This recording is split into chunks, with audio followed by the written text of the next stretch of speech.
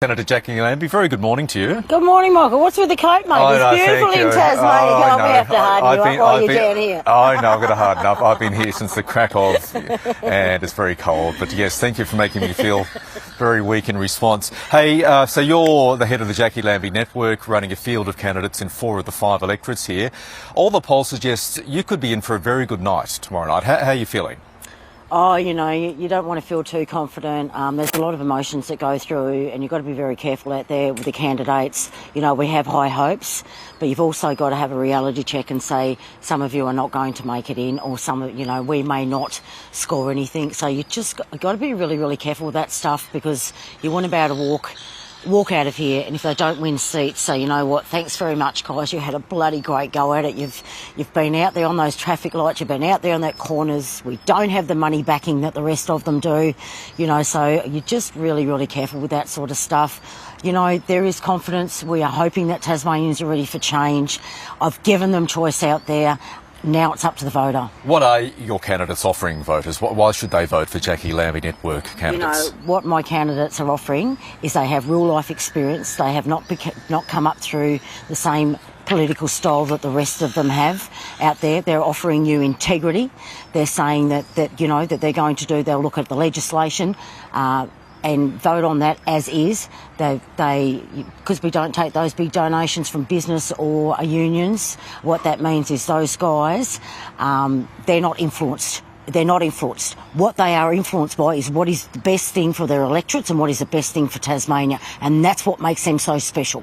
Okay, that's the only thing they care about, what is best for their electorates and what is best for Tasmania. The Premier, Jeremy Rockcliff, is urging voters to stick with the Liberal government and says the prospects of minority government will be bad for Tasmanians. I'll quote him directly. He reckons a minority government full of crossbenchers would make the Star Wars bar scene look boring. What do you say to that? I say to this, Jeremy Rockcliff has had 10 years. The Liberal Party here has had 10 years. Okay, and we are worse off than what we were when they come into government. I just want Tasmanians to remember that. And if you want to continue under that sort of leadership, you be my guest. But seriously, that's rubbish. We've seen it works very well up there on the federal scale. You can see the senators up there, like myself and Senator Tyrrell, holding them accountable, making sure that, that they've been called out when it needs to be called out, holding them on integrity, holding them on their values. And I think that's where we need to be. Now, if there was a prospect of forming a minority government, if, say, Jeremy Rockcliff won more seats than Rebecca White, the Labor leader, came knocking on your door, you've got 2, 3, maybe more candidates elected, would you be prepared to deal with Liberal Party in terms of minority government? First of all, it'll be the candidates. That'll be their decision. I want to make sure that's quite clear. And it's really hard to predict. I've got no idea what the makeup of it looks like at the end, so we just really have to wait to the end. What does it look like? Does that mean if they were to go in there, do they have to go in with other independents? Are they better off sitting out here and actually looking at the legislation and just belting them and holding them really accountable? What does it all look like? And I think this is what we need to see. So until that makeup is done, my people are just going to continue to work right up until late this afternoon, and we'll see what happens in 2 or 3 weeks. I want to finish with the AFL stadium. You've famously or infamously told the Premier to stick it up his bum. You're not too happy with it. Why shouldn't? We've got 2 great Tassie AFL teams to be rolled out in 4 years' time. Why shouldn't this state have a proper AFL stadium?